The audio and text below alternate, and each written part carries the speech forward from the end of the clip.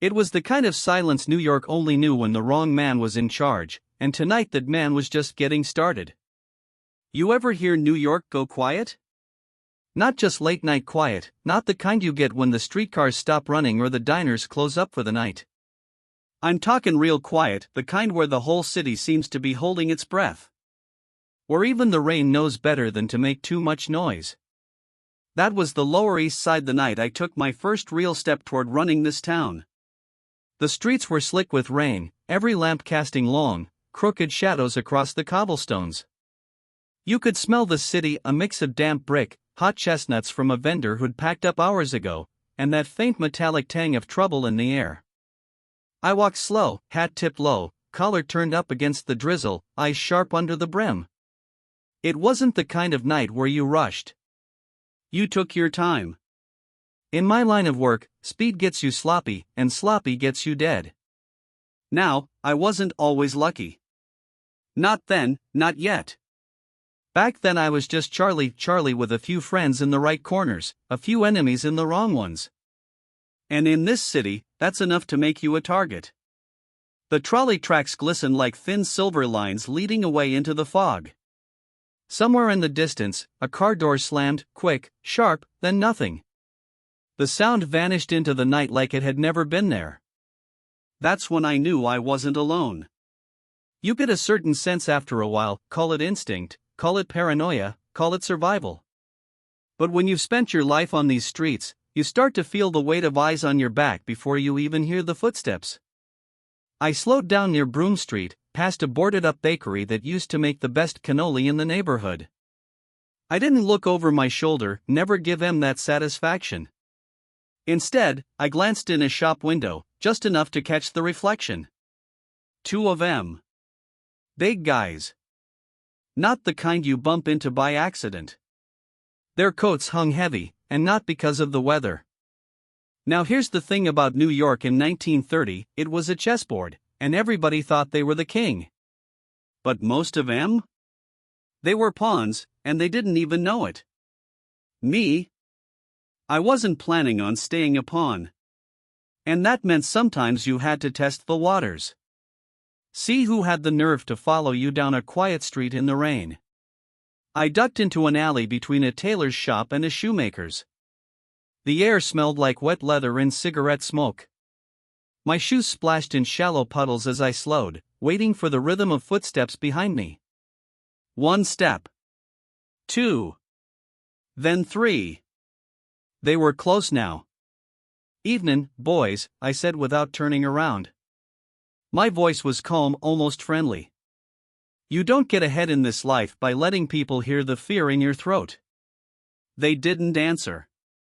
Just kept walking until they were close enough that I could feel the heat of their breath on my neck. The bigger one finally spoke. "You Charlie?" "Depends who's a skin," I said. "Someone wants a word." "Someone always does." And just like that, the tension bled out of the moment. Not because it wasn't dangerous, but because I'd played this game before. Sometimes the threat is worse than the punch. Sometimes all you gotta do is stand your ground and wait 'em out. We stood there in the rain for a few seconds, nobody moving, the city quiet around us like it was listening in. Then the smaller guy reached into his coat, slow enough for me to know it wasn't a gun, and pulled out an envelope. "This is from Mr. Masuria," he said. "Joe the boss. The man who ran half of New York from behind a dinner plate of pasta." If this envelope was from him, it meant two things: either he wanted to bring me in or he wanted to make sure I was out. I took it, nodded once, and slipped it into my pocket without looking inside. "Tell Joe I'll be in touch," I said. They turned and walked away, their footsteps fading into the rain. I stayed in the alley a moment longer, listening to the drip of water off the fire escapes, the hum of a street lamp struggling to stay lit. That's the thing about nights like that, they stay with you. Not because of what happened, but because of what it meant. I wasn't just some street kid anymore. I was on the radar.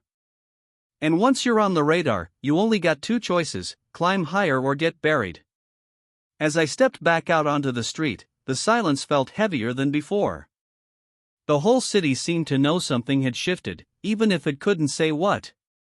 The rain had let up, but the air was thick with the smell of change.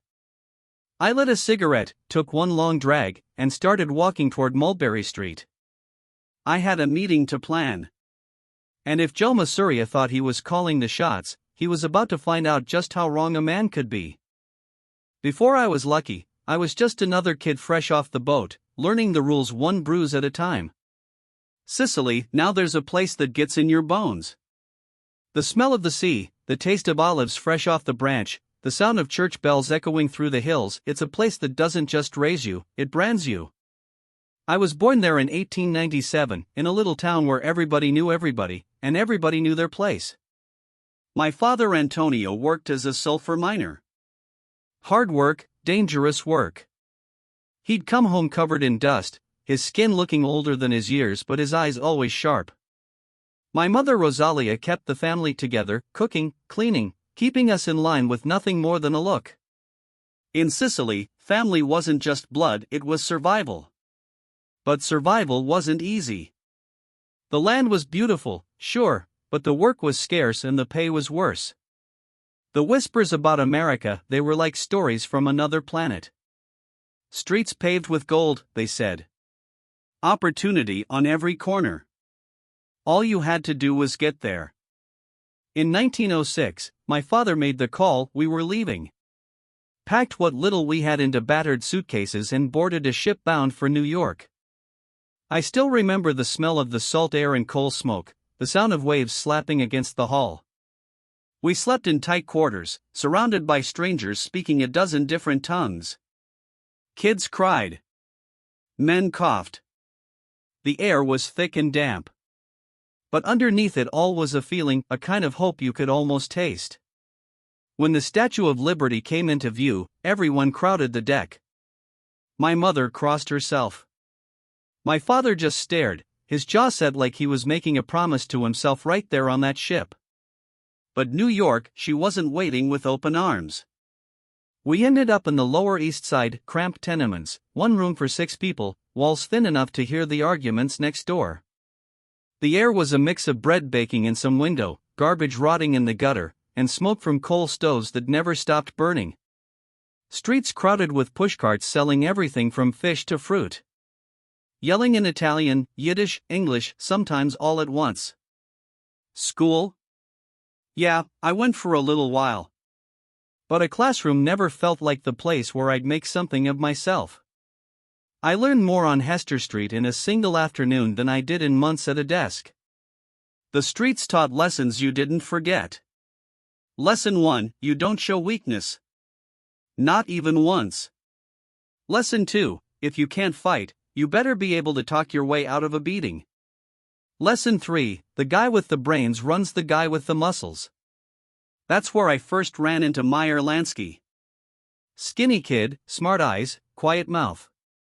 Could count faster in his head than most people could on paper. We were just boys, but we understood each other. Me with my charm, him with his numbers, it was like finding the missing piece to your own puzzle.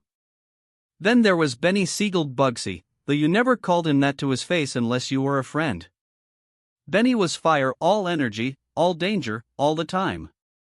If Meyer was the brains and I was the talk, Benny was the fist you never saw coming. The three of us didn't know it yet, but we were building something even then. We'd run errands for older guys, watch their games, carry messages between corners. Little jobs, sure, but each one was another step into the life. And it was a life you could feel pulling at you. The neighborhood was full of small-time operators, men with quick hands, quicker tempers, and a way of making the rules bend. They had money in their pockets, shoes that shined, and the respect of everyone on the block. I watched how people looked at them, how doors opened, how voices lowered. I didn't want to just survive in America. I wanted that. Of course, America had its own way of breaking you in. The Irish had their gangs, the Jews had theirs, and the Italians were carving out their own corners. Everybody was hustling, everybody was looking for the angle. Trouble was never more than a street away. I got my first real taste of it when I was maybe 13. A couple of older boys cornered me by the docks, figured they'd take the few coins I had from running errands that morning. I wasn't big enough to fight them off, but I wasn't stupid either. Told them I could get them twice that much by sundown if they let me go. They laughed, called me a liar, but they gave me the chance. By that evening, I had the money and their respect. Not because I was strong, but because I kept my word and made it happen. That's when I knew I could deal with anybody if I could just figure out what they wanted. The Lower East Side could chew you up if you let it. But if you kept your eyes open, it could also show you how the world really worked. And the world didn't work on fairness. It worked on leverage. Every handshake had a price. Every promise had an angle. And every man had a point where he'd say yes if you knew how to find it. Years later, people would talk about how I ran the commission, how I sat at the top of the biggest empire the Mafia ever saw. But all of that started right there, in those cramped streets, dodging fights, running errands, making deals on corners while my mother thought I was at school. Funny thing is, I never forgot Sicily. Never forgot the hills, the smell of the sea, the way the old men played cards in the square like they had all the time in the world. But New York, she got under my skin in a different way. Sicily made me tough. New York made me dangerous. And with Meyer and Benny by my side, the streets of Manhattan were starting to feel a lot smaller. Some kids went to school for reading and writing. Me? I went for protection money and poker tables. If the Lower East Side was a school, the streets were the classroom, and the teachers? Well, they weren't the kind your mother hoped for. I learned quick that there were only two kinds of people in this neighborhood, the ones who made the rules and the ones who followed them. And following wasn't my style. By the time I was 14, I was running small rackets, card games in the back of candy shops, protection collections from pushcart vendors, the occasional bit of bootleg cigars smuggled in from the docks. Little money, sure, but enough to keep my shoes shined in my pockets from feeling empty. And the thing about the streets? They talk. One good hustle and everybody knows your name. One mistake and everybody knows where to find your grave. It was around this time that I crossed paths with the 5 Points gang. Now, if you were an Italian kid with some ambition in those days, getting in with 5 Points was like getting your name written in the right book. They ran everything: gambling, rackets, even politics when they felt like it. And at the top was Paul Kelly, well-dressed, well-spoken, and twice as dangerous as he looked. Kelly wasn't like the other bosses. He didn't just muscle his way into power. He thought. Planned. He had a code, and more importantly, he knew how to spot talent. I was introduced to him through a guy who ran poker nights in the back of a tailor shop. Kelly liked my confidence. Said I had the right mix of manners and menace. I took that as a compliment. From then on, I started doing little jobs for 5 Points. Sometimes it was delivering envelopes. Sometimes it was standing in a doorway during a meeting, making sure nobody came in who wasn't supposed to. And sometimes it was a message that needed sending the hard way. People think gang life is all about the big moments, the shootouts, the heists, the blood on the sidewalk. But what they don't see is the waiting. Hours spent leaning on a lamppost, watching a building, memorizing faces. Sitting in the back of a bar pretending to drink while you listen to every word of a conversation that ain't meant for you. That was the real schooling. Meyer Lansky was right there with me. He had a knack for making numbers dance. Could look at a ledger and see exactly where the skim was happening. Benny Siegel, on the other hand, didn't have patience for waiting. If something needed doing, he wanted it done now. Sometimes that got him in trouble, sometimes it got us out of it. We balanced each other out.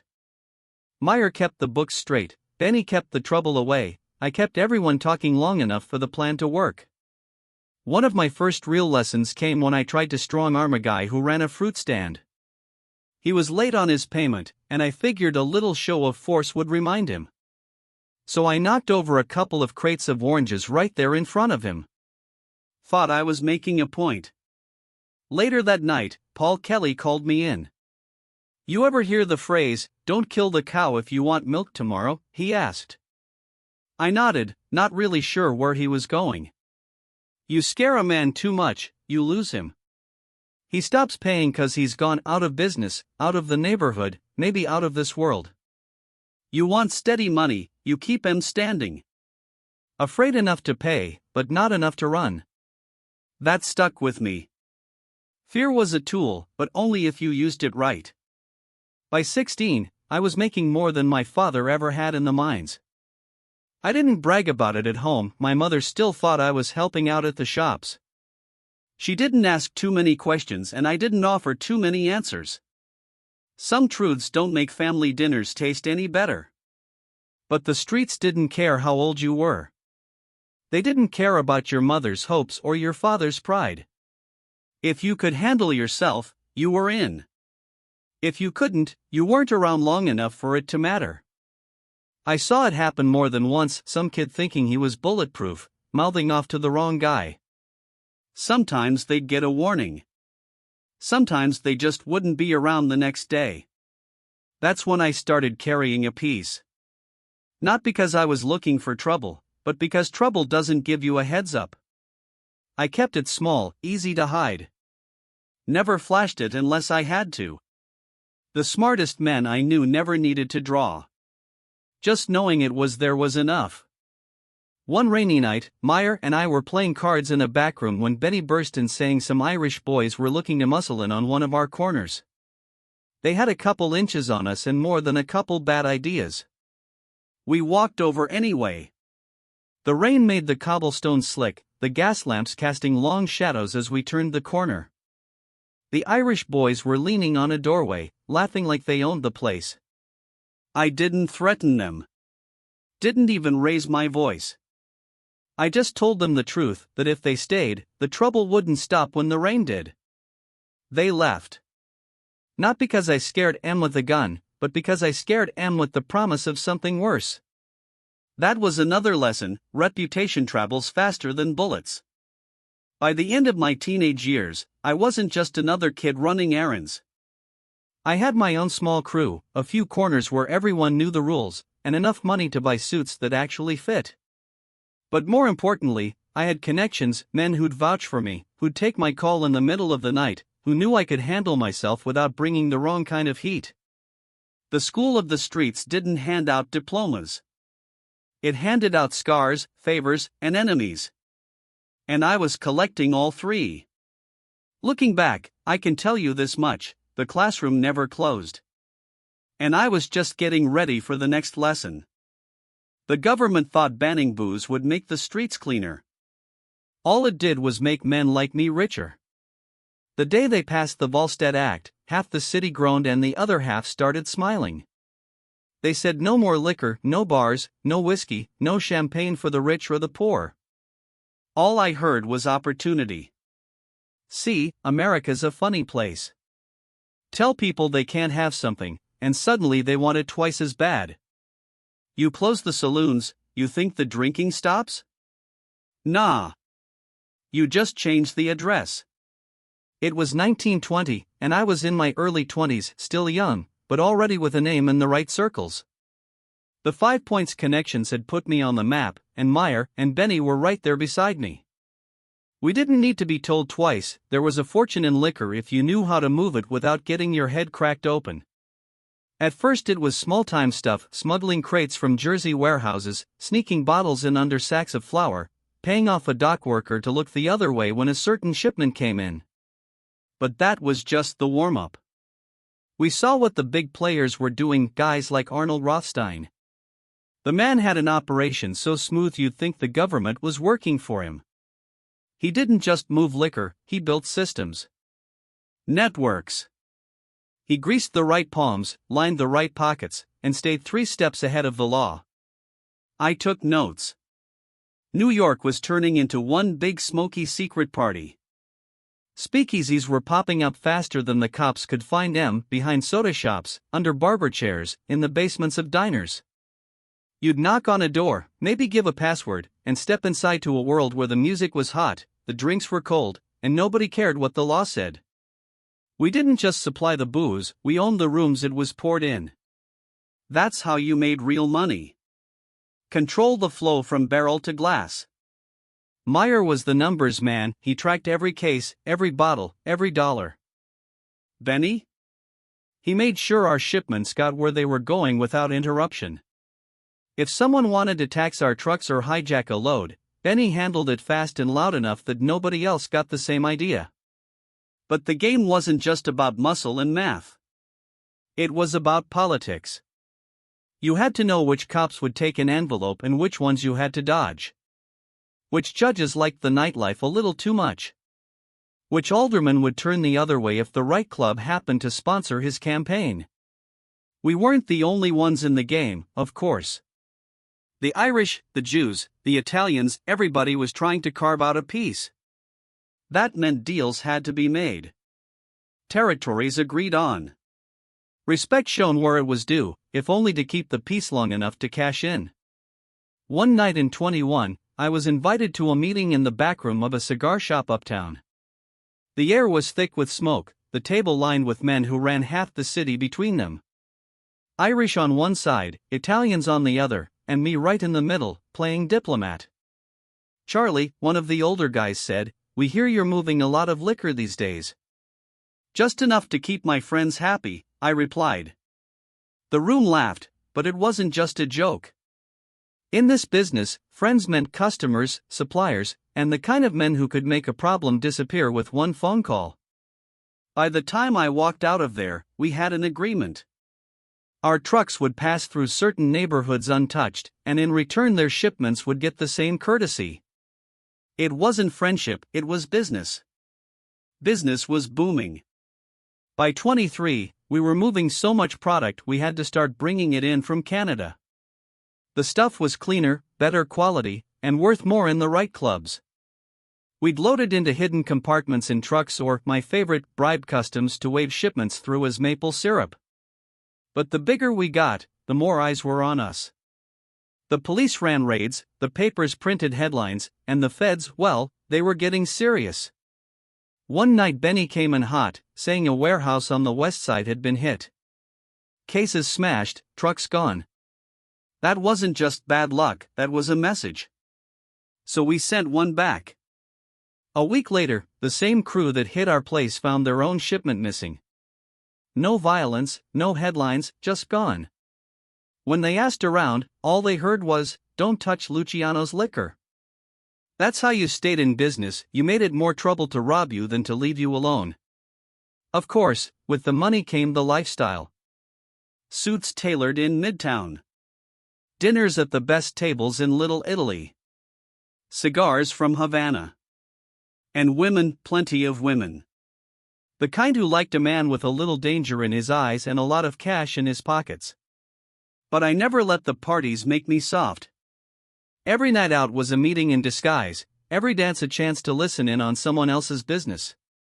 Information was worth more than champagne, and I made sure to stock up on both. Looking back, it wasn't just about liquor. Prohibition taught me how to run a business without looking like I was running one. How to keep a dozen plates spinning without letting a single one crash. By the late 20s, we weren't just bootleggers anymore. We were businessmen with a product everyone wanted and no one could get legally. And the men I was dealing with, Rothstein, Lansky, Siegel, they were thinking even bigger. Prohibition wasn't gonna last forever. The smart money was on what came next. Gambling. Unions.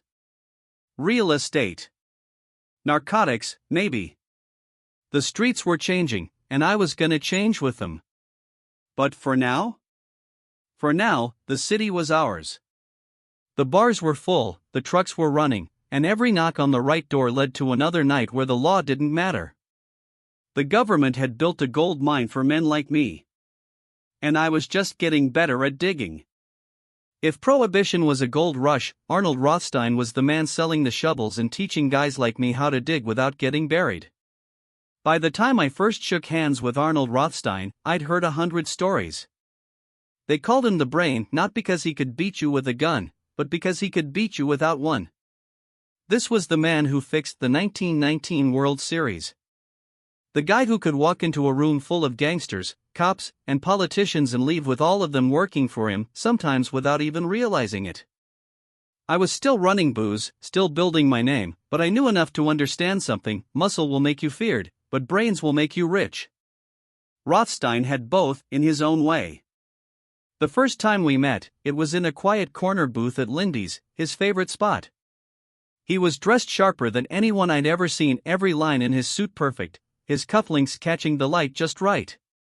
He didn't stand out like a thug, he stood out like a man who owned the room without needing to raise his voice. "Charlie," he said with this calm, deliberate tone, "you're making noise. That's good. But noise attracts attention. That's bad." He didn't lecture, he advised. Like a professor who already knew you'd pass his class as long as you listened. He explained the first rule: never be the man in the picture. You run things, but you're not seen running them. You own the liquor, but it's never in your name. You pay the cops, but they never know your face. You let someone else take the bows and the bullets. Rothstein told me, the moment your name's in the paper, you've lost half the game. I listened. And more importantly, I remembered. Rothstein's reach was everywhere: the racetracks, the card tables, the ports, the unions. He didn't care if the product was liquor, cards, or a piece of paper with the right signatures. If it could be turned into profit, he found a way to own it. One night he invited me to a poker game in a private suite uptown. Big money on the table. The kind of game where losing a hand could cost you a new car. But Rothstein wasn't there to win cards. He was there to watch people. The way they bet. The way they smiled when they bluffed. The way they reached for a drink when they were nervous. Business, he told me later, is just poker played with bigger stakes. The cards change, but the tells stay the same. I started to see what he meant. The men at that table weren't just gamblers, they were owners, judges, union bosses. Deals were being made between shuffles. Promises traded between hands. Rothstein could spot a weakness the way a shark smells blood in the water. And when he found one, he didn't attack right away. He waited. Let it ripen. He told me patience was a weapon most men didn't know how to use. For months I shadowed him whenever I could. Watched how he spoke in short sentences. How he never showed all his cards, even when he was winning. How every favor he did for someone came with a string, maybe a thin one, maybe invisible, but always there. The lesson that stuck the most? Diversify. Rothstein said any man who put all his money into one hustle was a man waiting to be ruined. Bootlegging's hot now, he said, but one day they'll repeal it. Then what? That got me thinking. About the docks. About gambling. About the unions. About the streets in neighborhoods the Italians didn't own yet. But not everyone liked Rothstein. Success makes enemies and brains make dangerous ones. Late in 28, he got himself involved in a poker game that didn't end clean.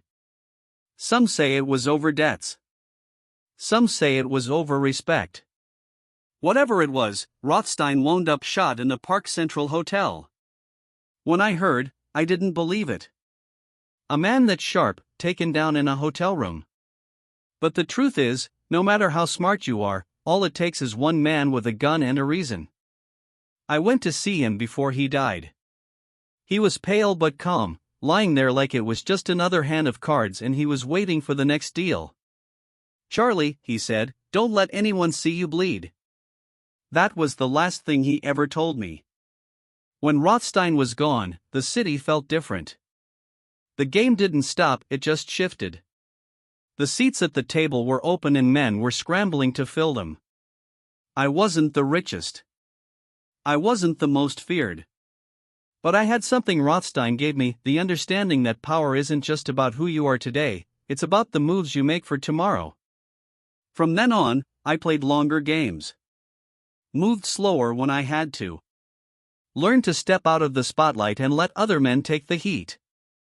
And every time I made a decision that saved my skin or doubled my money, I thought back to that quiet voice in Lindy's warning me about noise.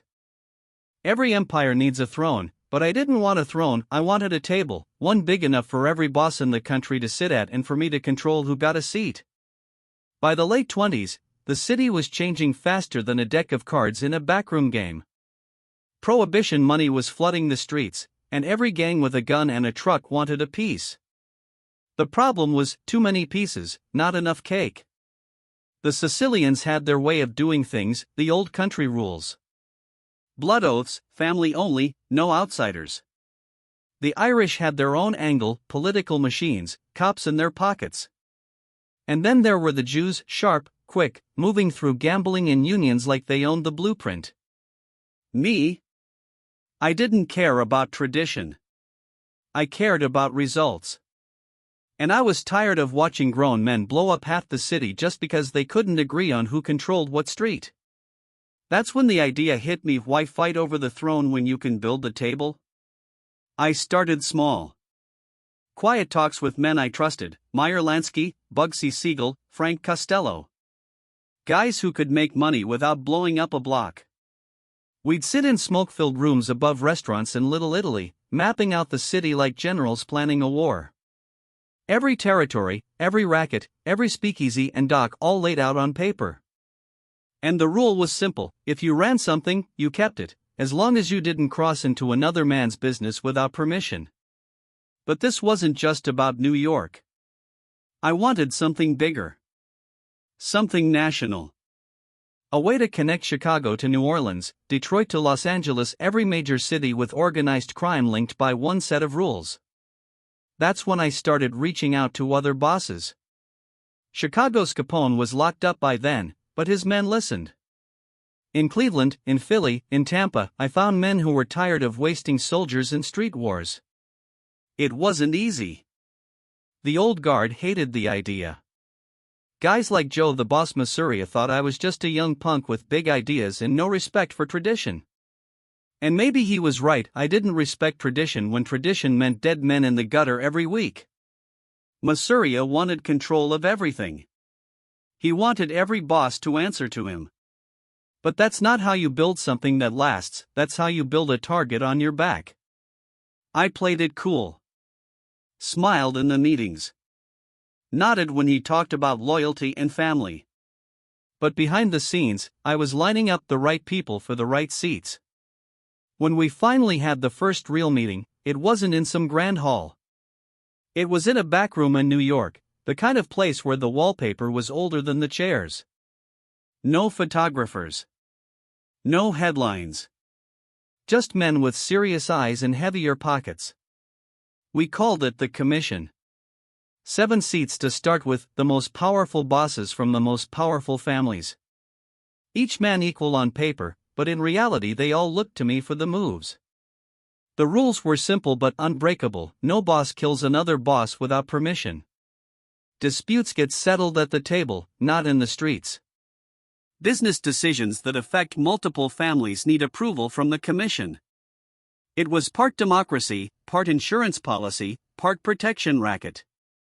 And it worked, for a while. The money started flowing smoother.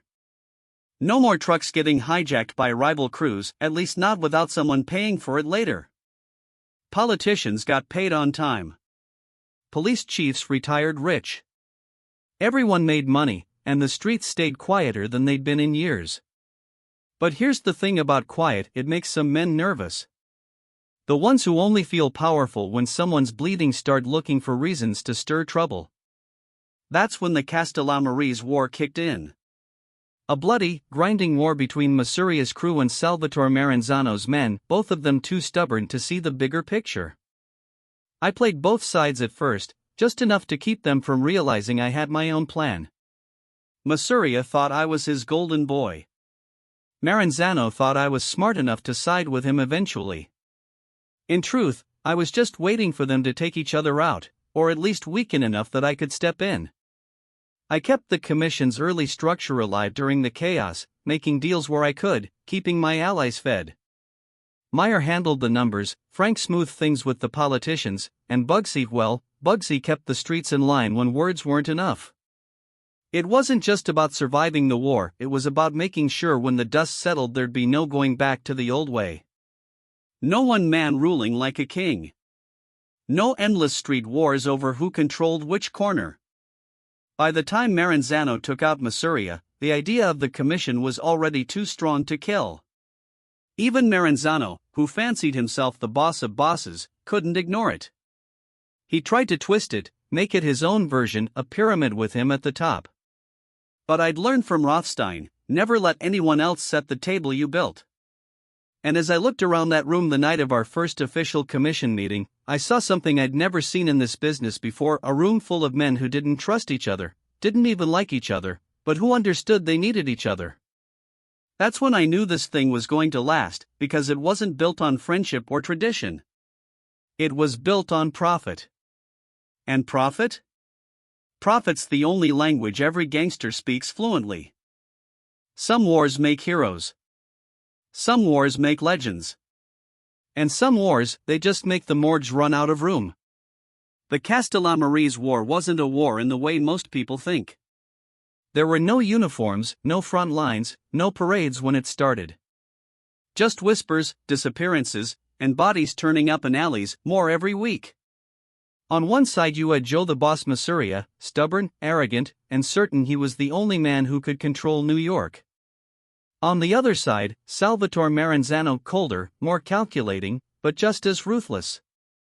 The lines were drawn not by geography, but by loyalty.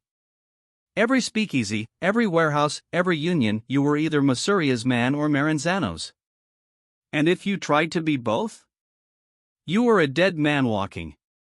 For the city, it was chaos. For me, it was opportunity. I'd been with Masuria for years, smiling when he called me Charlie and treating me like his golden boy. But the truth? I knew he was too old school, too greedy to last. He didn't see the bigger picture. He saw power as something you took and held tight until someone pried it from your cold hands. Maranzano was no better. He had this obsession with Roman history, talked about himself like he was Caesar reborn. But Caesar didn't survive forever either. The war dragged on through the early 30s. Drive-bys in the daylight. Men yanked out of restaurants mid-meal and never seen again. Every week the papers ran another headline, gangland slaying ties to bootleg war. The city was bleeding and the cops? They were too busy counting the bribes to stop it. I played my role to perfection. With Masuria, I was the loyal soldier, bringing in money, keeping his enemies guessing. With Maranzano's people, I was the quiet negotiator, hinting that maybe I wasn't so loyal after all. It was dangerous work, like juggling knives in a windstorm. One wrong move, and I'd be the next name on the obituary page. The thing about a war like this is nobody really wins. Sure, someone ends up on top, but by the time you get there, your soldiers are dead, your businesses are bleeding money, and every cop in the city's got you on their desk blotter.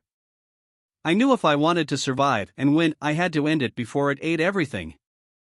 The opening came in the spring of 1931. Masuria had been losing ground. His lieutenants were getting picked off one by one. He was paranoid, seeing enemies in every shadow. That's when I made my move. I suggested a meeting, just him, me, and a few of the boys. Somewhere quiet, a place where he could feel safe. We picked Nuova Villa tomorrow, a little restaurant in Coney Island. The kind of place where the pasta was good enough to make you forget you were about to betray someone. We sat down, ordered food, made small talk. I remember the way he chewed his slow, heavy, like each bite took the weight off his shoulders. Then I excused myself. Said I had to use the bathroom. By the time I came back, the boys were there, my boys, Vito Genovese, Albert Anastasia, Joe Adonis. They didn't waste time. 3 quick shots, and Joe the Boss Masuria was face down in his plate of pasta. Just like that, one half of the war was over. I told Maranzano I was with him now. He welcomed me with open arms, made me his second in command. But I knew it wouldn't last. Maranzano didn't trust me, he didn't trust anyone. And the way he talked about himself as the boss of bosses made it clear he wanted absolute control. He started reorganizing the families, 5 in New York, each with its own territory, but all answering to him. On paper, it made sense. In reality, it was just another throne for another king who'd be dead soon enough. He started eyeing me too, whispering to his men that maybe I'd gotten too ambitious. That maybe I'd done Masuria too easy. I didn't need to hear the rest. If I waited, he'd come for me first. So I beat him to it.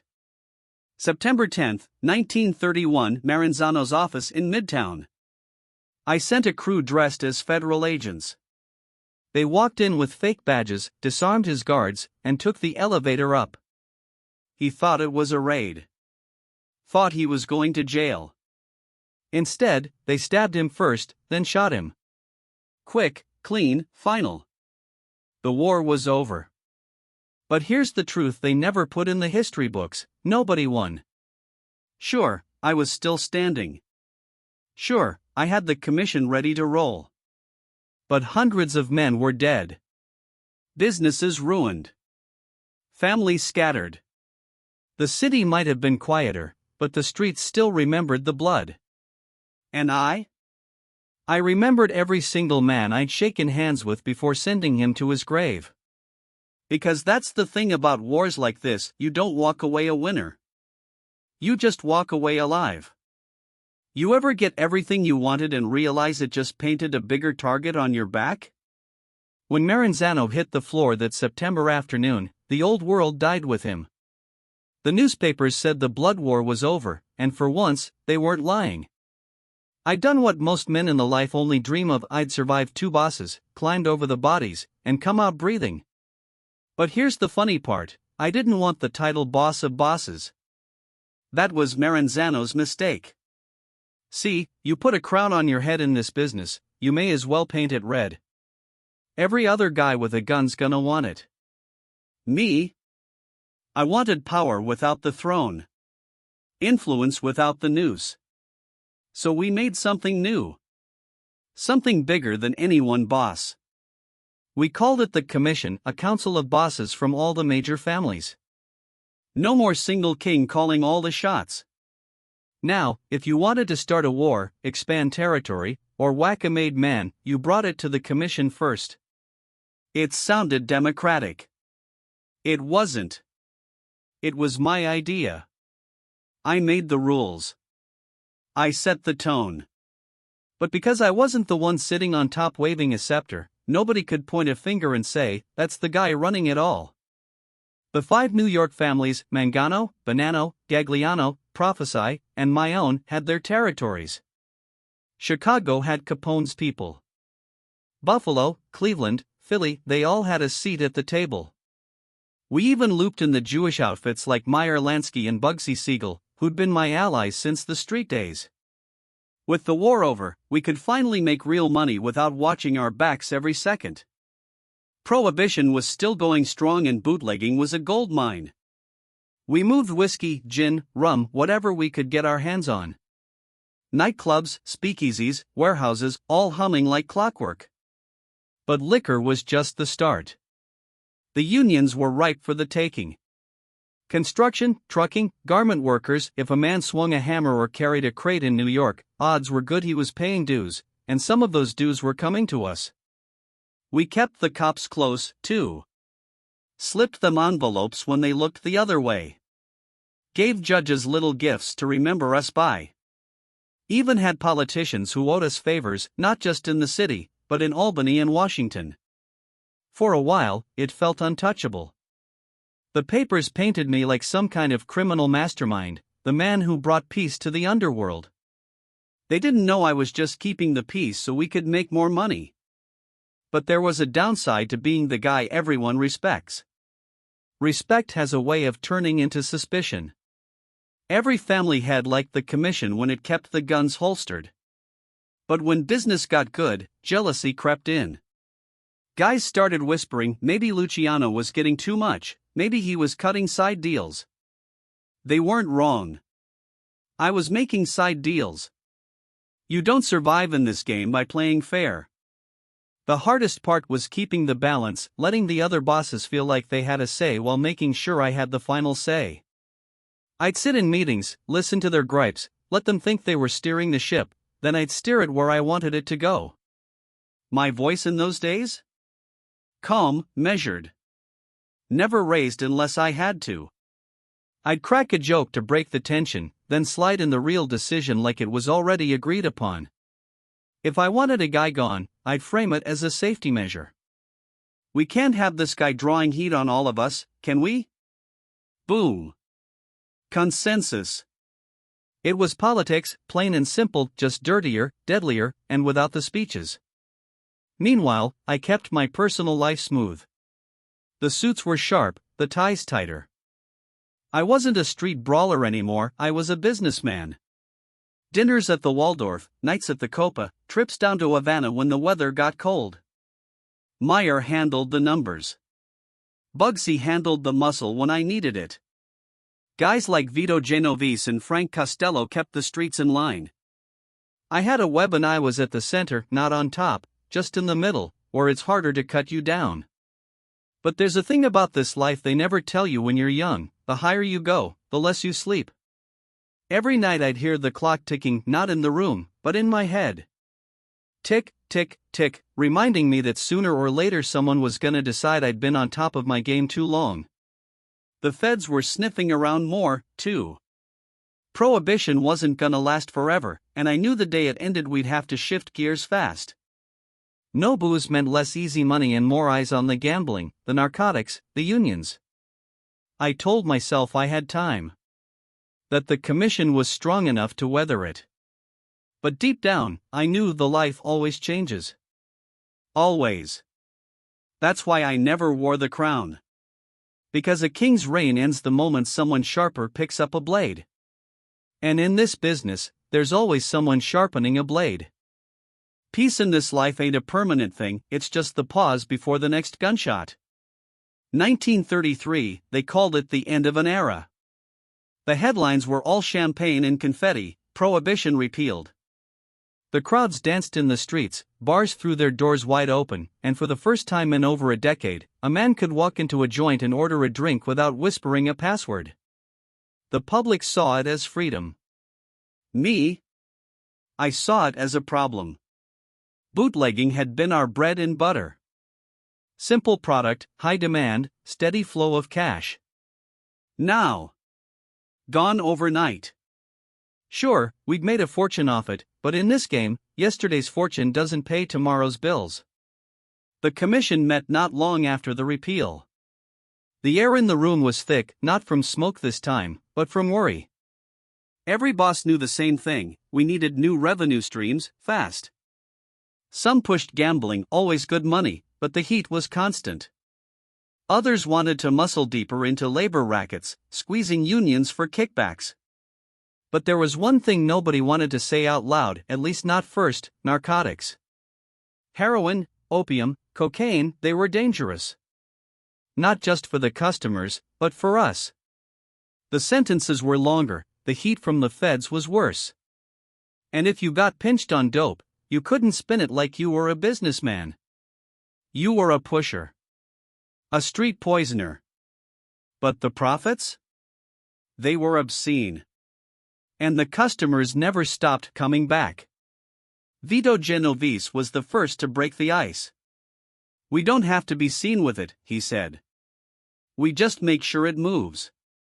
The plan was to let smaller outfits handle the street work while we stayed insulated, skimming the top. I didn't like it. Too messy. Too much risk. But even I couldn't ignore the numbers. If we didn't take a piece, someone else would. And once a rival got that kind of cash flowing, they'd have the muscle to take more. So we stepped in, quietly, carefully. Shipments came in through the ports, hidden in crates of furniture or textiles. Our people in customs made sure they passed through without a scratch. The street-level pushers never saw my face, and I never saw theirs. That was the rule. But while we were moving product, the law was moving on us. The repeal of prohibition freed up thousands of agents who'd once chased booze. Now they were looking for a new mission, and organized crime was it. One man in particular made my skin itch, Thomas E. Dewey, the special prosecutor. Clean-cut, sharp-tongued, ambitious as hell. Dewey wasn't just after me, he wanted to make his career by bringing down the entire New York underworld. And unlike the cops we'd bought, Dewey didn't take envelopes. Couldn't be bribed, couldn't be scared. That made him dangerous. The first cracks started showing in the vice rackets. Brothels, something we'd always kept on the fringe, suddenly became a target. Dewey sent undercover agents into the houses, gathering names, dates, details. Every time he raided one, he'd go to the press and talk about Luciano's empire. I tried to laugh it off in public. I'm a businessman, I told reporters. I don't even drink coffee without a receipt. But behind closed doors, I knew the walls were getting closer. We doubled down on keeping the commission unified. If Dewey could split us, pick us off one by one, he'd win.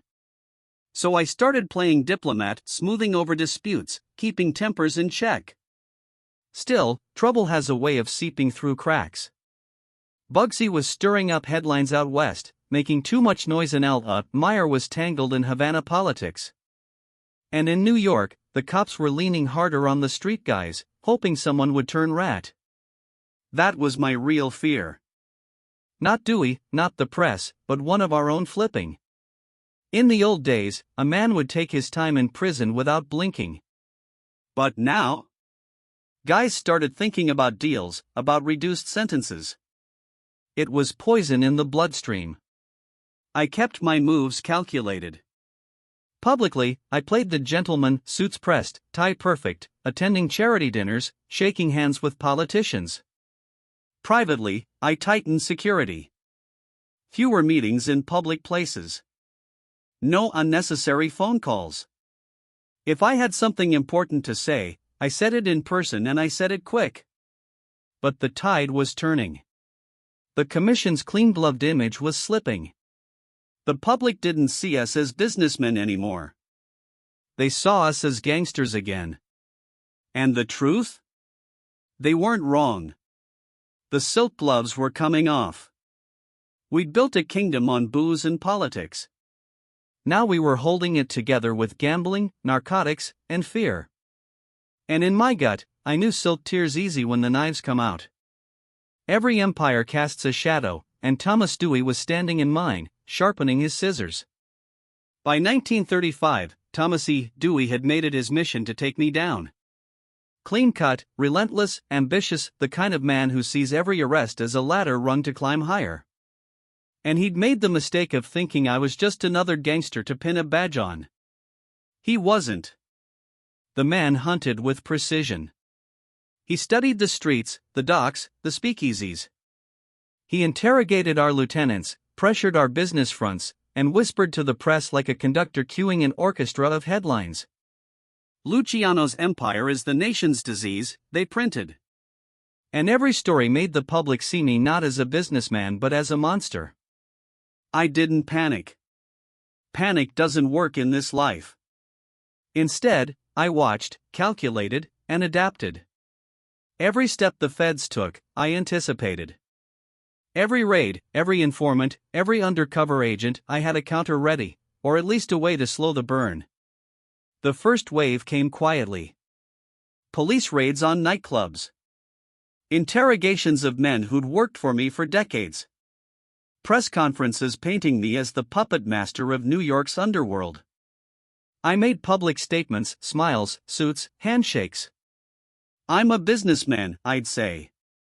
If you've got a problem, let's settle it like gentlemen. Privately, the moves were deadlier. I started restructuring the commission again. Sensitive positions were rotated. Men who'd been out in the open too much were moved into less visible roles. Safe houses were reinforced. Communications switched from telephones to trusted couriers. Dewey's team tried to pressure my allies. Bugsy, Meyer, Frank, each of them faced questioning, threats, even staged raids. But I'd trained them well. They had alibis, stories, and loyalty. And if anyone faltered, I had contingency plans in place. Still, the pressure mounted. One night I got a tip that Dewey was planning a major sweep, simultaneous raids across Manhattan, Brooklyn, Queens. If we didn't move fast, a dozen key men would end up in cages, spilling whatever information they could. So I called a meeting of the inner circle.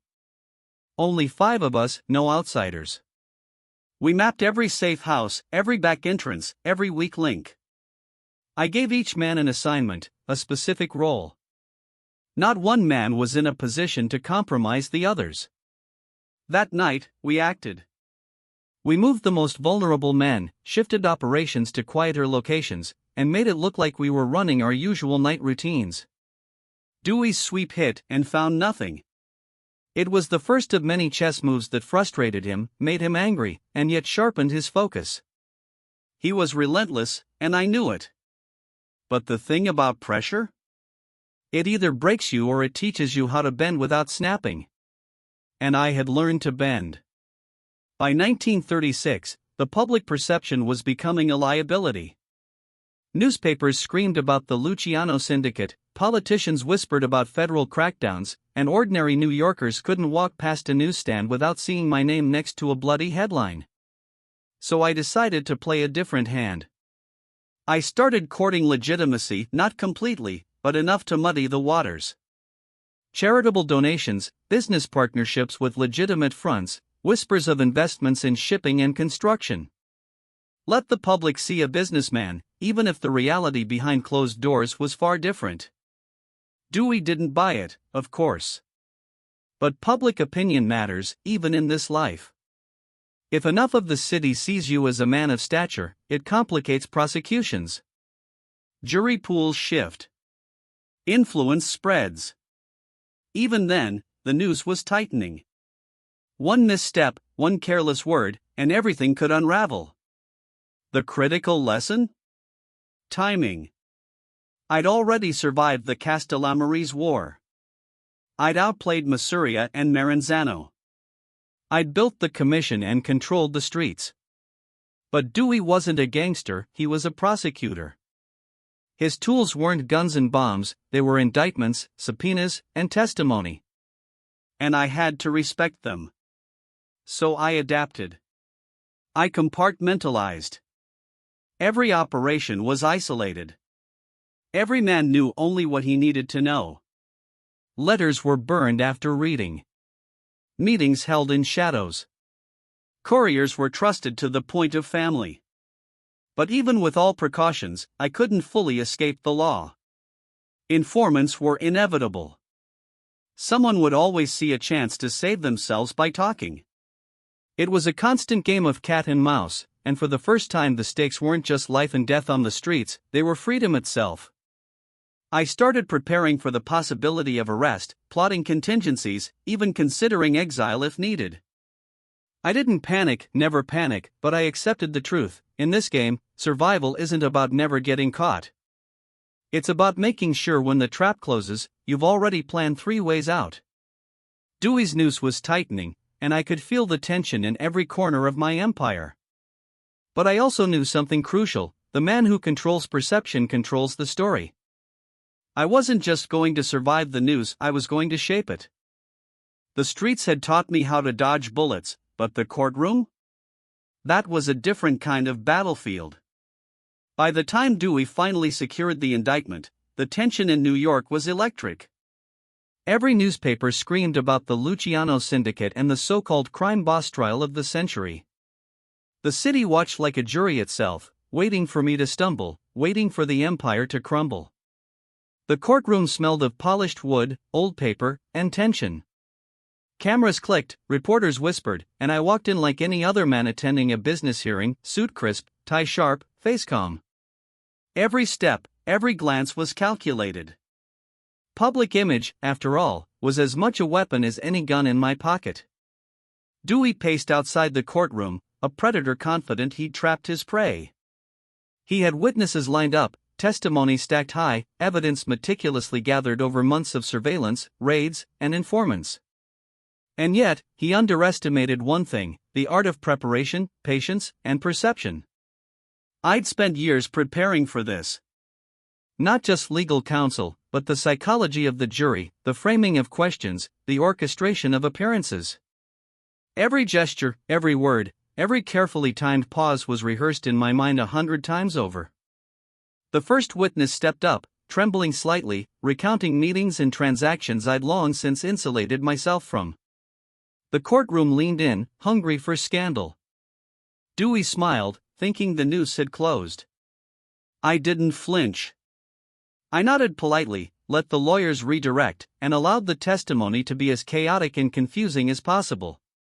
It wasn't about denying facts entirely, that rarely works. It was about controlling narrative, creating doubt, and showing competence. I was calm, rational, and authoritative, the opposite of the bloodthirsty gangster they wanted painted in headlines. Outside the courtroom, whispers of potential mob violence floated through the streets. People wondered if the commission would react, if chaos would erupt. But I kept a delicate balance. No hits, no overt shows of power, at least not yet. The trial was a battlefield of perception, and I was wielding it like a sword. The prosecutors tried every angle: racketeering, bootlegging residues, gambling operations. Every question was designed to catch me in a lie. Every document submitted was meant to implicate me directly. But each time, I deflected skillfully, letting lawyers handle the technicalities while I maintained the appearance of a calm, legitimate businessman. Meyer Lansky and Bugsy Siegel worked behind the scenes, controlling the narrative outside. Rumors were managed, key witnesses subtly intimidated or persuaded. Every move synchronized like pieces on a chessboard. But the hardest part wasn't the prosecution, it was the subtle pressure of public opinion. Headlines calling me a menace, political speeches painting me as a national threat. Even friends in high places started to hesitate, wondering if proximity to me would be dangerous. Inside the courtroom, I had to project not just innocence but authority. Confidence. Control. Every smirk, every nod, every pause in my speech was meant to convey dominance. Even when Dewey slammed a document down and demanded my attention, I responded with measured acknowledgement, never aggression, never fear. The trial stretched for months. Days blurred together: testimony, cross-examination, legal objections. But the strategy was simple: survive, control perception, and keep the commission insulated. No one outside the inner circle could see the cracks, because there were none. Not visible ones, anyway. And slowly, the tide shifted. Dewey's prosecution relied on informants whose credibility could be challenged, witnesses who remembered details incorrectly, men whose motives could be questioned, documents that were circumstantial. I let the courtroom see every flaw. Every misstep in Dewey's case became a seed of doubt. I spoke rarely, but when I did it was with the calm precision of a man who had survived wars, betrayals, and street killings. I reminded the court subtly that this wasn't just a criminal case. It was about men, loyalty, and survival. I made them feel, without saying outright, that the real chaos came from the instability that would follow if men like me were taken down. By the end, Dewey's carefully constructed case started to show strain. Jurors whispered, lawyers grew frustrated, and the public watched, unsure what to believe. The courtroom, meant to be a place of law, had turned into a theater of perception, and I was directing every scene. Verdict day arrived like the pause before a storm. I walked in the same way I had every other day: crisp suit, calm demeanor, face unreadable. The jury filed in. Dewey sat tense, glancing at notes, preparing to pounce. And the judge read the decision: convicted on some counts, acquitted on others. Fines, probation, and eventually a sentence that was harsh but survivable. Not the end of freedom, not the end of influence. Outside, reporters shouted questions. Cameras flashed. And I walked past them like a man who had already calculated every step of the next move. Because trials end, newspapers print, and politics change, but power, if carefully managed, endures. The streets buzzed with talk of the verdict. Some celebrated, some cursed. But one thing was clear: Luciano was still standing. And while Dewey had made his mark, the streets and the commission still moved under my direction. The silk gloves had been removed, but the man behind them? Still very much in control. Even when the doors close, even when the walls tighten, a man like me finds a way to keep running the game. After the trial, I faced the consequences I'd known were coming. Convicted not for the violence I orchestrated on the streets but for running a prostitution ring, a legal vulnerability no amount of influence could erase. Prison wasn't new to me. I'd spent nights plotting in smaller cells, hiding from rival bosses, thinking years ahead. But now it was different. Now the world outside continued moving while the bars clanged behind me and the air smelled of metal and despair. I wasn't defeated. I never was. From the moment I arrived at Dannemora prison, I started applying the same strategies I used on the streets: quiet influence, observing weaknesses, building alliances with men who had contacts, money, or leverage. In a place where survival often meant submission or violence, I chose neither. I chose strategy. Word traveled fast even behind bars. Politicians, journalists, even rival gangsters watched me closely. And the federal authorities? They underestimated the fact that a man like me doesn't stop simply because the gates close. I maintained communication, subtle and coded, ensuring my interests were still represented on the outside. Then came World War II. The government needed men who could handle logistics, secure shipping routes, and assist in protecting convoys from enemy attack areas where my network excelled. I saw an opportunity. Through carefully negotiated arrangements, I offered my expertise in exchange for early release. It wasn't charity. It wasn't kindness. It was negotiation, pure and simple, a transaction with high stakes on both sides. The authorities needed my reach in the ports, I needed freedom and a chance to solidify my legacy. By 1946, I was out of prison. But freedom came with strings attached: deportation to Italy. A country I had left as a boy, a place that felt foreign yet familiar. Naples and Palermo welcomed me, but not with open arms. I was a man marked, famous and watched. Still, I found ways to maintain influence. Correspondence flowed back to New York. Trusted lieutenants ran the day-to-day operations of the commission. I advised, coordinated, and guided, always from a distance, always invisible enough to avoid legal entanglements yet impactful enough to shape outcomes. My absence didn't weaken the empire. It adapted.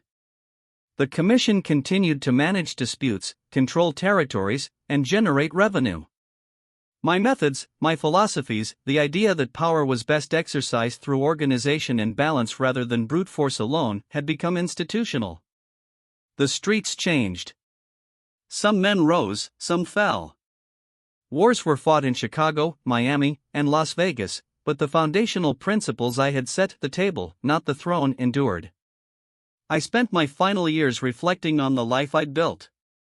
The violence, the strategy, the constant tension between law and power, it was all part of a system that few outside truly understood. And yet my name became synonymous with the modern American Mafia, the blueprint others would follow long after I was gone. People called me ruthless. They called me a genius. They called me a criminal. They called me a survivor. All of it was true. And all of it was part of the same story, a story of a man who understood that in this life, survival and influence aren't given. They're taken, measured, and protected with a mix of brains, courage, and timing. I wasn't the first gangster in New York. I won't be the last. But I changed the rules. I turned chaos into structure, violence into negotiation, streets into networks. And most importantly, I showed that power didn't need a crown to command respect. The commission continued to thrive long after I was gone from New York. Families respected the framework, disputes were settled at the table rather than in alleys, and profits flowed with a precision that had been impossible in the chaotic days of Mafia and Maranzano. Even in exile, my influence reached across the Atlantic. Letters, messengers, and trusted emissaries ensured that decisions were still filtered through the Luciano lens. Every major move was considered carefully, balancing risk and reward, loyalty and self-preservation. When I finally passed in 1962, the world remembered not just the man who survived the Castellamarese War, who built the commission, or who outmaneuvered Dewey, but the architect of a new era. An era where organized crime was no longer just street-level chaos, it was business, structure, and strategy on a national scale. Legacy isn't measured in fear alone. It's measured in the endurance of what you built. And I built something that outlasted threats, trials, wars, and exile. The empire wasn't about me at that point. It was about the system, the table, the rules that governed the shadows of America. In the end, that's what matters. Not the bullets dodged, not the enemies eliminated, not even the headlines. It's the framework you leave behind, the story that others follow long after you're gone. And as far as I'm concerned, that story was mine. The silk gloves may have come off, the bullets may have flown, and the trials may have tested me. But the table I built? It stayed. And it still sits at the center of the American underworld, a reminder that true power isn't worn. It's orchestrated, managed, and above all, survived. In the quiet of the night, when the city sleeps and the streets forget the names shouted in anger, the true measure of a man lingers in the echoes he leaves behind. The city never forgets its legends, even when it thinks it has moved on. Lucky Luciano's name, whispered in the alleys, printed in the papers, and finally etched into history, carries a weight beyond the headlines. But the story isn't just about the rise, the wars, or even the arrests. It's about the choices made in the silence, in the moments when nobody is watching, when the shadows are longer than the light. From the Lower East Side to the offices of the Commission, every decision I made had consequences. Every handshake, every subtle threat, every calculated smile shaped not just my life, but the lives of hundreds who followed the rules I wrote in blood and ink. The streets taught lessons that no classroom ever could. Loyalty is currency, perception is power, and timing can be the difference between life and a coffin. As I look back on those decades of organized chaos, I see patterns that are easy to miss in the moment. Wars aren't won in gunfire alone. Influence isn't seized in public proclamations. Survival is rarely about strength, it's about foresight. A single misstep could erase an empire overnight. And yet, when you understand the rhythm of the streets, the subtle dance between fear, respect, and opportunity, you start to see how empires are built quietly, like shadows stretching across the cityscape. The Castellamarese War, for example, wasn't just about Mafia and Maranzano. It was about a system collapsing and rebuilding itself. Every shot fired, every betrayal, every strategic alliance was part of a larger calculus. And when I walked out on top, it wasn't because I was the strongest or the fastest. It was because I understood the balance, when to strike, when to wait, and when to let others bleed so I could emerge unscathed. The creation of the Commission marked a turning point. Suddenly, the underworld wasn't just chaos, it was organized. Families once driven by personal vendettas were now bound by rules, territories, and an unspoken code. It wasn't about removing violence entirely, that would be naive, but about channeling it strategically, ensuring that conflicts had boundaries and profits could flow predictably. And yet, power carries a constant weight. When Dewey's investigations tightened, when raids hit the nightclubs, when the newspapers painted me as the ultimate criminal mastermind, I realized that influence isn't static. It's a living entity that must be nurtured, protected, and managed. Just as a city grows, adapts, and survives through storms, so too does an empire built in shadows. One mistake, one careless whisper, could unravel everything. Prison and deportation were chapters one accepted, not just endured. Even behind bars, I kept the wheels turning, maintaining communication, advising allies, and ensuring the Commission remained stable. Exile didn't end my influence, it reframed it. Distance became a tool, invisibility became armor, and patience became my most powerful weapon. Looking back, there's a subtle poetry in the way a life like mine unfolds. The streets are unforgiving, the law persistent, and betrayal constant. Yet within that chaos, patterns emerge, decisions coalesce into strategy, and influence becomes something tangible, almost graceful. It's a dance between risk and reward, a constant navigation of danger, loyalty, and opportunity. Even in death, the echoes of those choices linger. The commission survived not because I was perfect, but because I built a system that could outlast the men who executed it. Structures, alliances, and rules replaced impulsive violence. New leaders would rise, old enemies would fall, and the city would never forget the blueprint I left behind. But perhaps the most important lesson is subtle, almost invisible. Power without control is fleeting. Strength without foresight is wasted. And survival, true survival, isn't about defeating enemies in the moment, it's about outliving them, anticipating their moves, and shaping a reality in which your legacy endures. The human side of it, though, is quieter. I remember nights alone in Naples, the hum of the Mediterranean wind against the shutters, the faint echoes of a city half a world away. The luxury of reflection is rare in a life of conflict, but when it comes, it's profound. Every loss, every gain, every risk taken, they accumulate into wisdom, into the calm understanding that life is measured not only in victories but in the balance maintained amidst chaos. And for the listener drifting in this calm narration, there's a lesson in that quiet, even in the storm of ambition, danger, and conflict, moments of reflection, strategy, and subtle influence matter. The streets may roar, the headlines may scream, and the bullets may fly, but the mind that navigates with foresight, patience, and precision finds a kind of immortality in influence. Luciano's story isn't about glorifying crime nor romanticizing violence. It's about observing the intricacies of human behavior, the patterns of power, and the subtleties that turn chaos into order. The rise, the wars, the trials, the exile, they are all chapters demonstrating the interplay between strategy, timing, and human resilience.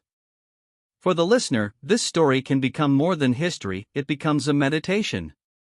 Every detail, from the rain-slicked streets of Manhattan to the quiet offices of the Commission, from courtroom tension to distant exile, is a rhythm, a cadence, a pulse guiding the mind through the labyrinth of choices, risks, and consequences. It's a lullaby of strategy, a gentle reflection on power, survival, and legacy.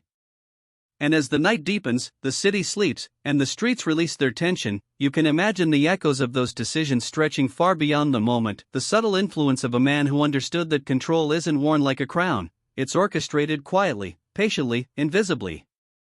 In the end, history remembers names. But it also remembers structure. Strategy. The patience to wait, the foresight to act, and the resilience to survive. That is the legacy of Lucky Luciano. Not the violence, not the headlines, not even the fame, but the enduring pattern he left behind, the silent, structured heartbeat of a world shaped from chaos. And as you drift into sleep, let this thought linger: influence is often invisible, yet it shapes every corner of life. Power is quiet, calculated, and persistent. Survival is not the loudest act but the most enduring one. The streets may forget the shouts, the city may forget the names, and time may bury the headlines. But the structures, the systems, and the quiet strategies remain, waiting to guide, shape, and teach those who pay attention, even long after the man himself is gone. And now let the night carry you gently through the lessons of shadows, strategy, and the silent endurance of legacy.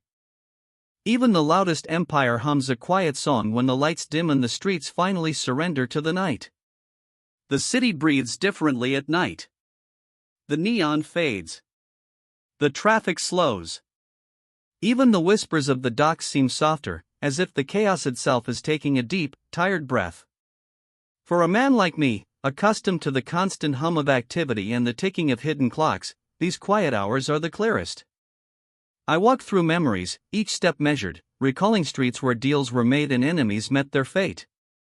The Lower East Side, once a maze of alleys in danger, now feels like a distant map, familiar yet untouched by the hand of time. I see the young versions of myself there, hustling for survival, hungry for recognition, learning the rules before the rules were written. The Commission's influence reaches far, but it's quiet in the night. The families sleep, lieutenants rest, and the streets lie in temporary peace. This is the hour where reflection becomes inevitable. I think about the lives affected by my rise, the families who owed allegiance, and the betrayals that taught the harshest lessons. Each choice carried weight, some visible, some invisible, all lasting. I remember the faces, Bugsy's charm, Meyer's calculating gaze, Vito's steady hands, men whose loyalty was both a gift and a responsibility. I had to ensure they survived just as I did, because their lives and decisions shaped the entire web of influence. Every alliance was a thread in a fabric stronger than steel, but delicate enough that one wrong tug could unravel it all. The trials, the raids, the headlines, they were loud, dramatic, almost cinematic. But the real power existed in the silent moments, letters exchanged in secrecy, coded messages slipping through the cracks, plans adjusted quietly in the shadows. Control is never loud. It's subtle. It's measured. And in these final hours, I savor that knowledge. Prison and exile taught patience. Every man confined has time to think, to plot, to consider the consequences of every decision. I learned how influence extends beyond immediate presence, how it can reach continents, control outcomes, and leave lasting structures long after a body is gone. The Commission endured because the rules were clear, loyalty was nurtured, and foresight guided every step. Even in exile, I maintained a presence. Naples and Palermo were different worlds, but they taught me the same lessons in new forms. Influence is universal. Power is adaptable. And the strategies that worked in New York, observation, patience, subtlety, translated seamlessly across oceans. The city's heartbeat slows in the night, and I feel the rhythm of my own life aligning with it. Not loud, not aggressive, but constant. Every choice, every action, every calculation was a note in a symphony of survival. The streets, the families, the Commission, they move in a silent harmony that only those who truly understand can perceive. I walk past familiar landmarks in memory, the speakeasies where deals were struck, the offices where strategies were drafted, the safe houses where lives hung in delicate balance. Shadows stretch long under the dim streetlights. The world has changed, but the lessons remain. The rhythm of power, of influence, of survival, it does not fade. Even now, in these quiet hours, I feel the echo of every decision. The wars, the alliances, the betrayals, they are chapters in a story that continues in the structures left behind. The Commission, the families, the systems of negotiation and control, they endure. And with them, so does the knowledge that strategy and foresight can outlast chaos and conflict. As the night deepens, the lessons crystallize. Violence may flare, betrayal may strike, and headlines may scream. But quiet influence, thoughtful strategy, and careful orchestration endure. Power does not need to be seen to be effective. Survival does not need to be loud to be lasting. And legacy does not require the spotlight, it thrives in the shadows where preparation meets patience. The streets will wake again. The city will roar. Another generation will navigate the alleys, the tables, and the secret corridors of influence. But in the quiet of this final night, the story of how empires rise and endure can be heard clearly if only you listen. I settle into this reflection, allowing the mind to drift over the map of past battles, quiet victories, and strategic triumphs. Every memory is a lesson, loyalty matters, timing matters, subtlety matters. And as sleep approaches, the final understanding emerges, the streets, the families, the power, they are extensions of a carefully measured life, a life built not on chaos alone, but on foresight, patience, and endurance. Even in silence, influence speaks. Even in absence, strategy guides. And even as night gives way to dawn, the patterns laid down in shadow shape the day. The city will continue. The streets will remember, in whispers and echoes. And for those who truly understand, the lessons endure, control quietly, act decisively, survive always. Tonight, the empire rests. The gloves are off, the streets are still, and the lessons of a life lived in shadow drift gently into memory. The night holds the story, the silence carries the strategy, and the final echo reminds us survival, influence, and legacy are never loud. They are persistent. They are measured. And in the quiet, they endure. As the city exhales and the streets soften into silence, it's time to drift, letting the echoes of history guide you into a quiet night's rest. The night has settled completely now. Neon lights have dimmed, cars have stopped, and even the faint hum of distant sirens fades into memory. The city, which once roared with ambition, violence, and opportunity, now whispers in quiet tones. It is in this stillness that the final reflections of a life in shadow become most clear. Lucky Luciano's story, with all its drama, strategy, and tension, has reached its close. Wars have ended. Trials have concluded. Exile has taken its toll, and yet influence endures. The streets have rested, and the structures built in chaos remain quietly effective, reminding us that even in darkness, order can exist. As you listen, let your mind follow the rhythm of these final moments. Imagine the streets at night empty, wet from rain, reflecting scattered lights. Hear the faint echo of footsteps long gone, the distant drip of water from rooftops, the soft rustle of leaves in a rare breeze. The city sleeps just as you are about to do, and with it comes a calm understanding of the patterns that shaped history. Consider the lessons woven through Luciano's rise: patience in the face of danger, subtlety in the exercise of power, foresight in planning every move. Survival is never about reacting blindly to the noise, it is about observing, calculating, and acting at the precise moment when opportunity aligns with capability. Even when the world seems chaotic, there is structure beneath the surface, waiting for those who understand it. The night encourages reflection. Every decision, every alliance, every calculated risk in Luciano's life serves as a reminder: influence is rarely flashy. It is persistent, quiet, and enduring. The true measure of power is not the spectacle it produces but the stability it maintains, even when storms rage and threats appear. Picture, if you will, the quiet corners of the city that were once battlegrounds of negotiation and conflict.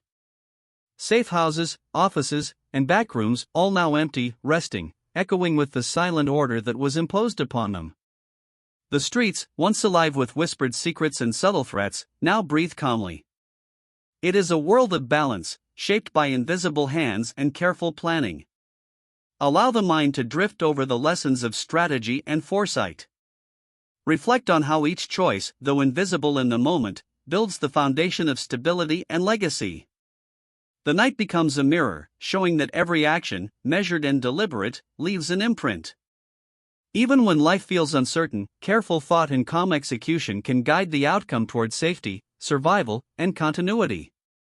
Let your body relax further as the story fades into the rhythm of the city's quiet. The rain-slicked streets, the soft glow of distant windows, the faint hum of life in the shadows, all of these create a lullaby of presence, a gentle reminder that even in the darkest times, calm and order are possible. The final reflections turn inward. Just as Luciano's influence extended far beyond immediate sight, so too can calm, thoughtful awareness shape the moments of your own life.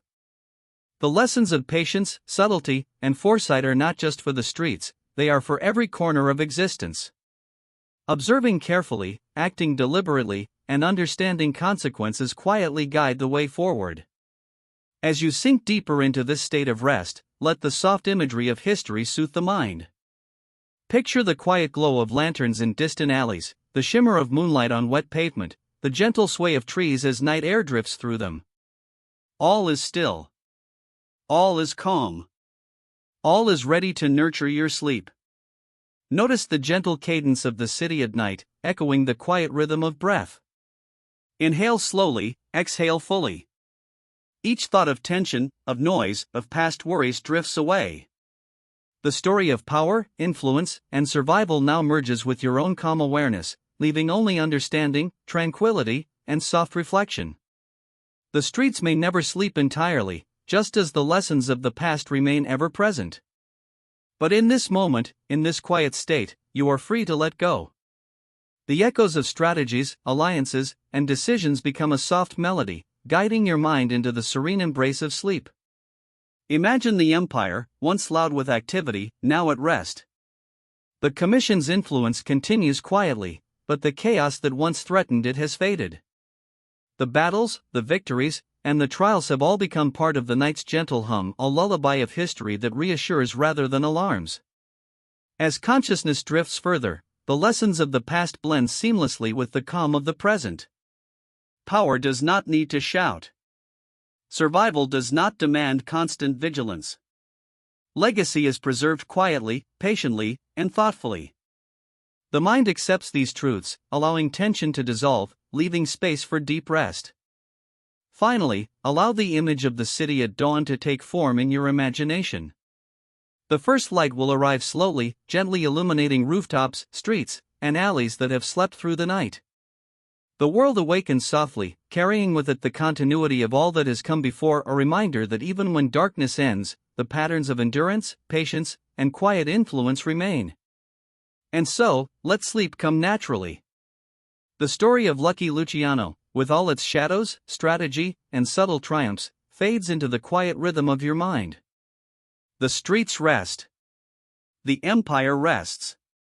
And you, too, drift into rest, guided by the lessons of patience, foresight, and calm resilience.